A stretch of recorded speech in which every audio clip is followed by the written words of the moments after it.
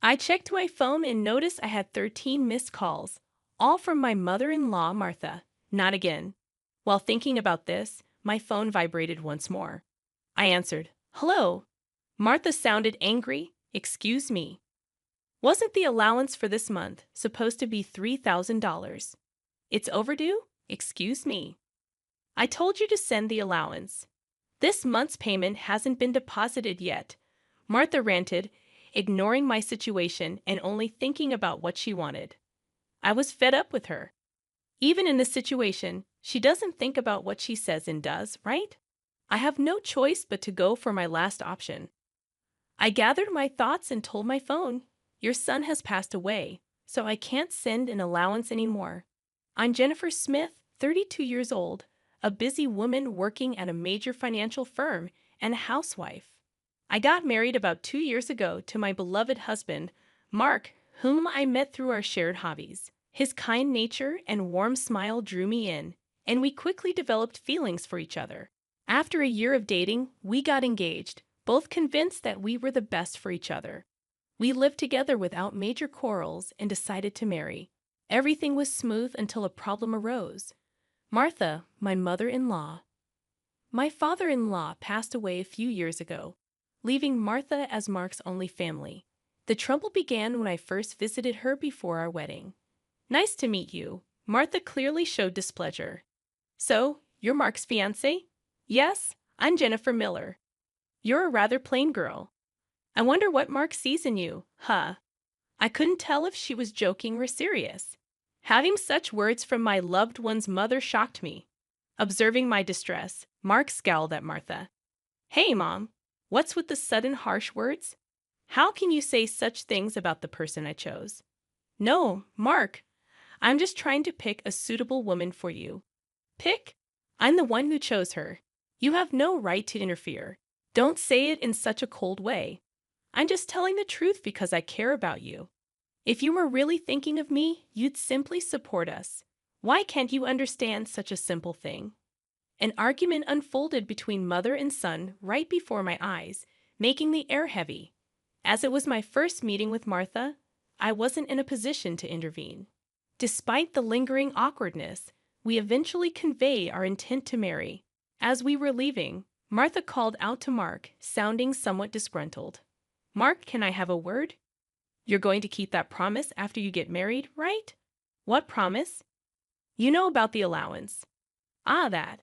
Yes, I'll be sure to take care of that. Can we not discuss it here, please?" "Well, I was just asking." The tension between my husband and his mother persisted, and discomfort hung thick in the air. In the car on the way home, I questioned Mark about the conversation he had with his mom as we were leaving. "Hey, Mark, about the talk you had with your mom." "Yeah, I should have told you about it, Jennifer. I heard something about an allowance. After my dad passed away, I've been sending money to my mom every month." "How much?" $2,000. "What? $2,000? I couldn't help but raise my voice in surprise. He sighed deeply and began to explain slowly.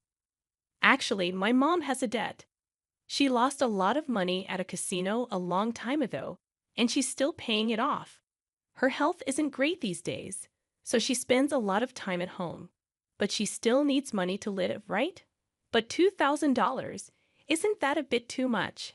If I try to lower the amount, she keeps calling me over and over. And no matter what, a mother is still a mother. I worry about her living alone." "I see. Mark is really devoted to his mother, but that makes sense. Since his father passed away, Martha has been the only family he has left. Regardless of her character, she's still his beloved mother. At that time, I only saw my husband as a kind person. 2 months after our wedding, during my lunch break one day, I got a call on my smartphone. The call was from Martha. When I answered with a hello, Martha began to speak cheerfully. "Jennifer, long time no see. Can we chat for a bit?" "Yes, what can I do for you?" "Well, I was hoping you could start sending me money." "Excuse me?" I was so taken aback, I couldn't find words to respond. However, Martha seemed excited to continue the conversation. "You mentioned before that you're working for a financial company, right?" That means you have a good salary, doesn't it? Well, not exactly. What, you're lying to avoid giving me money? That's not what I mean. Then what is it? But Martha, you're still receiving financial support from Mark, aren't you? To my question, Martha responded defiantly. So what? Jennifer sternly expressed her feelings. Martha, getting $2,000 monthly support is a big deal. And yet you're asking for more. Really? You think so? If you were to send me an additional $1,000, I could avoid burdening Mark. What do you mean by that? Well, I have Mark as a guarantor for my debts. If I fail to make payments, the debt collectors will go after him. Do you understand? But aren't you using part of Mark's $2,000 to pay back the debt? I'm short. I haven't told Mark, but I have a significant amount of debt. Martha's tone made it clear that this was a fact. Even her husband was unaware of it. With future plans of having children, our expenses were set to increase. On top of that, taking over Martha's debt wasn't an easy task.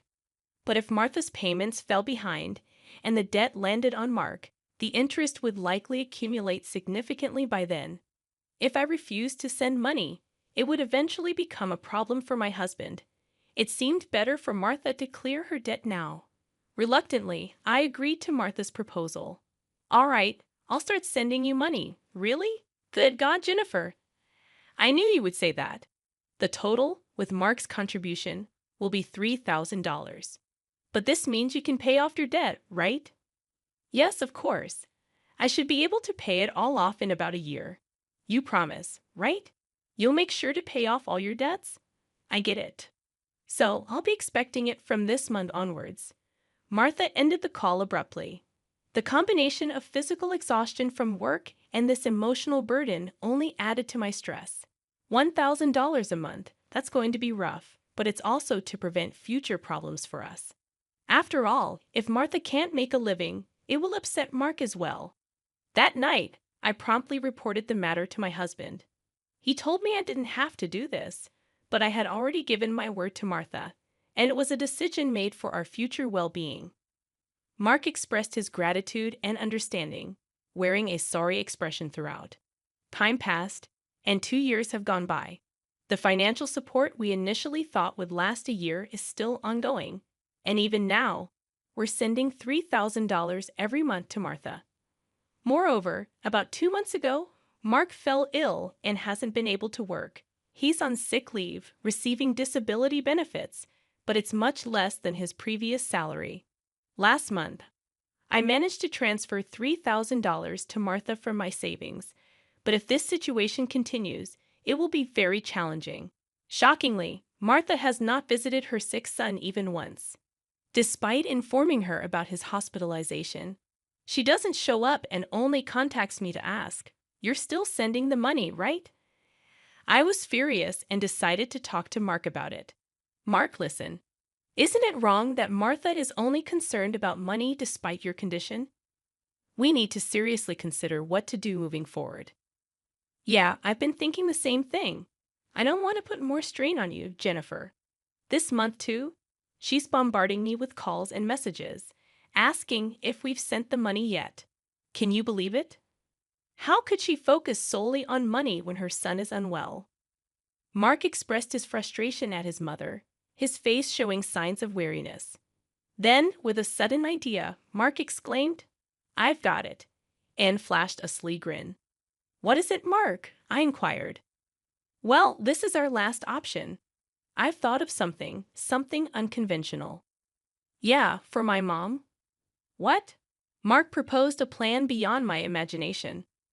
While it might be considered inappropriate, it appeared to be the only way to get Martha to comprehend. A few weeks later, Mark was discharged from the hospital. Since Martha hadn't responded to any of our messages, we didn't inform her about Mark's release. In the past 2 weeks, Martha had persistently demanded the money.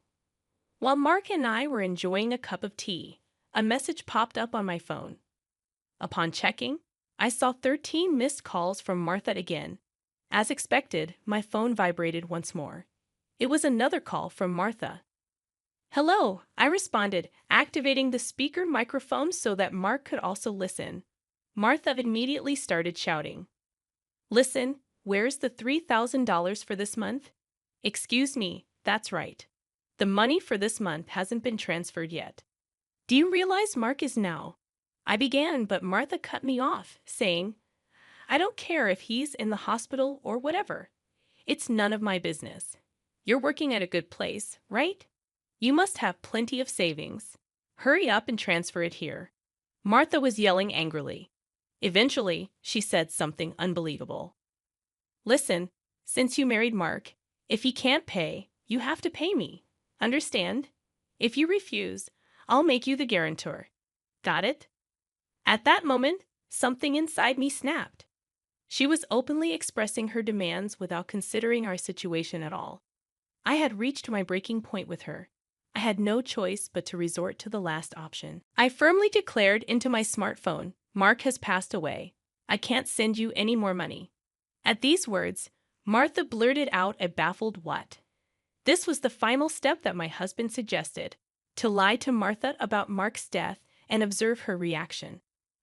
If she showed any sign of sadness, reflected on her behavior, and apologized, we would continue to support her financially.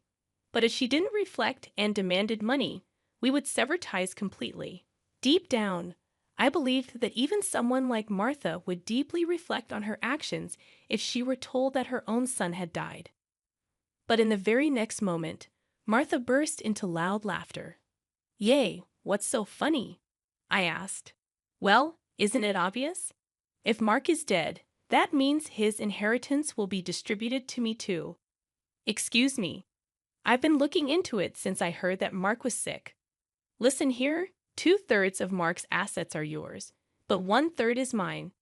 I was at a loss for words. I never thought that when she first heard that her son was sick, she wouldn't look into treatment, but into how the inheritance would be divided. My anger surpassed. I was simply dumbfounded. My husband seemed to feel the same way, and as our eyes met, he slowly nodded. This was the signal to continue with the plan.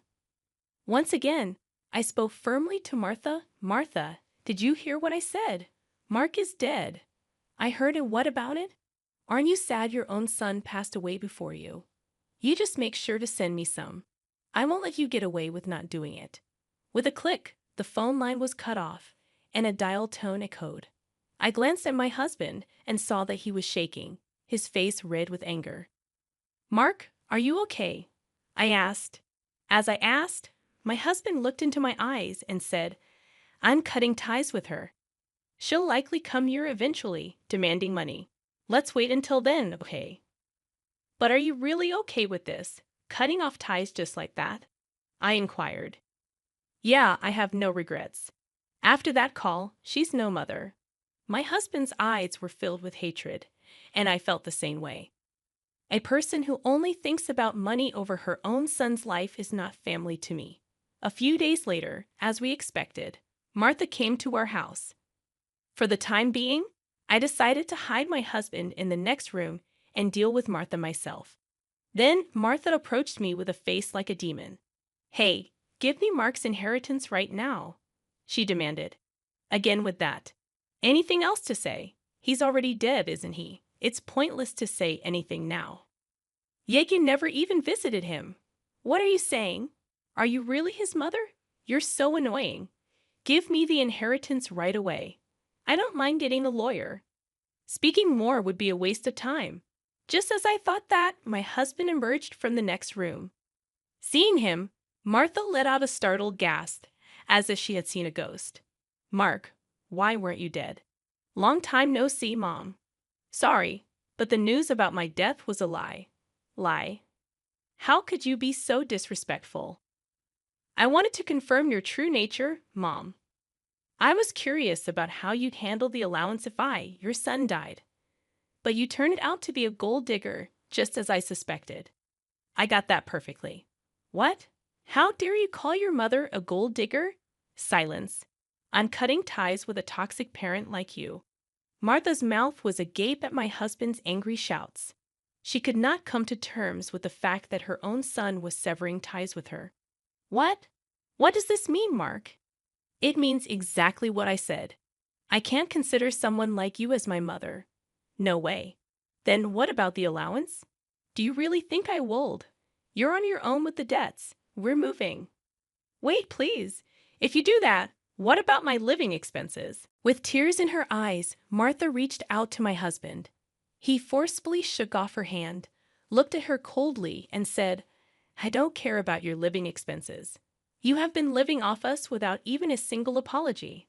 I really understand your despicable nature now. Don't you dare show up in front of us again. No, wait, Mark. Are you going to abandon your mother? Ignoring her words, my husband seized Martha's arm and guided her to the front door. He tossed her shoes and bag outside and escorted Martha out of the house. Martha created a commotion outside for a while but eventually disappeared, possibly unable to withstand the scrutiny of the neighbors. Despite her multiple attempts to contact us, we ignored all of them. Martha's number was set to be automatically rejected, and we completed our move. Regarding the issue of co-signing for the debts, it became invalid since Martha had made Mark the co-signer without his consent, absolving him of responsibility. Without the allowance from us, Martha seems to be leading a challenging life. It's only natural, given that she had been using the allowance for gambling instead of settling her debts.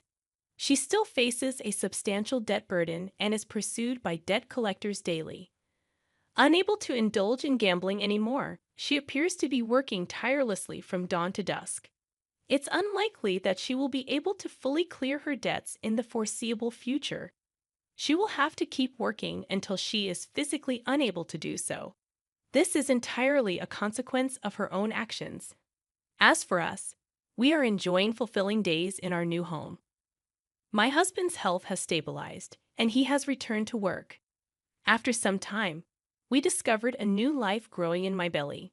We are expecting an additional member in our family next year. Moving forward, we aim to cherish happy moments as a family of 3.